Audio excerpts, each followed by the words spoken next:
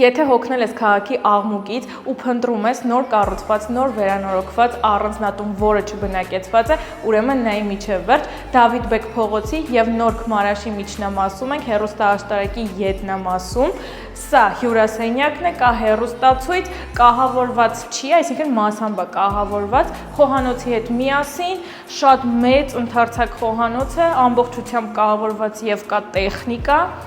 Ինչպես տեսնում եք, ամբողջը բաց գույների մեջ է վերանորոգված, գեղեցիկ դռներով, սանհանգույց լոգասենյակ, առաջին ննջասենյակը, այստեղ հատված է թողնված ներկառուցված պահարանի համար, շատ հարմարավետ է։ Տան ընդհանուր մակերեսը 101 քառակուսի է, այստեղ սանհանգույց լոգասենյակ, սա էլ ինչպես տեսնում եք, արդեն երկրորդ ննջասենյակն է, շատ լուսավոր, արևկող։